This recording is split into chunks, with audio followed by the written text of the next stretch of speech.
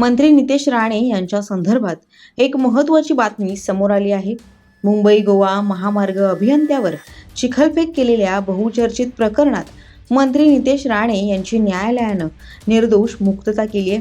मात्र सार्वजनिक शांततेचा भंग करणं आणि इतरांना त्यास उद्युक्त करणं या कलमाखाली त्यांना दोषी धरून 1 महिना कारावास 1 लाख रुपये दंडाची शिक्षा सुनावण्यात आली आहे।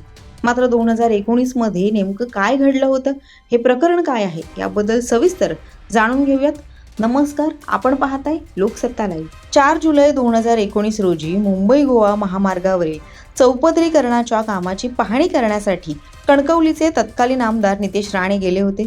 तिथे त्यांनी महामार्ग अभियंता प्रकाश शेडेकर यांना गडनदी पुलावर बोलावलं होतं।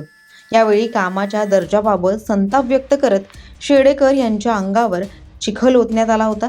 तसंच त्यांना चिखलातून चालत नेल्याची घटनाही घडली होती। या प्रकरणी प्रकाश शेडेकर यांनी दिलेल्या तक्रारीनुसार आमदार नितेश राणे यांच्यासह एकूण 30 जणांवर भारतीय दंडविधान कलम 353, 342, 147, 504, 506 आणि सार्वजनिक मालमत्ता नुकसान प्रतिबंधक अधिनियमाच्या विविध कलमान्वये गुन्हे दाखल करण्यात आले होते। या प्रकरणी जिल्हा न्यायाधीश व अतिरिक्त सत्र न्यायाधीश श्रीमती VS देशमुख यांनी 27 एप्रिलला निकाल दिला। या प्रकरणातील अन्य 29 संशयित आरोपींची न्यायालयानं निर्दोष मुक्तता केली आहे, तर मुख्य कलमातून राणे यांची मुक्तता केली आहे। मात्र शांतता भंगाच्या प्रकरणात त्यांना शिक्षा सुनावली आहे। दरम्यान या शिक्षेविरोधात उच्च न्यायालयात दाद मागितली जाणार असून तोपर्यंत या शिक्षेला स्थगिती देण्यात आली असल्याची माहिती त्यांचे वकील ॲडव्होकेट संग्राम देसाई यांनी दिली आहे। या संदर्भात मंत्री नितेश राणे यांनी आपल्या सोशल मीडियावरती सत्यमेव जयते असं कॅप्शन देत वकिलांची प्रतिक्रिया पोस्ट केली आहे। जी घटना घडली त्या संदर्भात नितेश राणे यांच्या विरुद्ध भारतीय दंडविधान कलम 353, 332, 504, 506 सह इतर सेक्शन खाली गुन्हा दाखल झाला होता।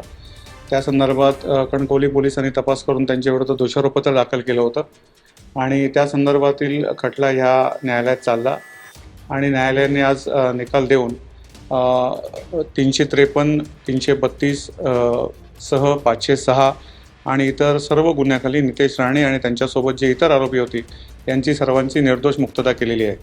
परंतु हे करत असताना न्यायालयाने भारतीय दंडविधान कलम 504 अन्वये नितेश राणे यांना 1 महिन्याची शिक्षा आणि 1 लाख रुपये दंड असा दंड ठोठावलेला आहे।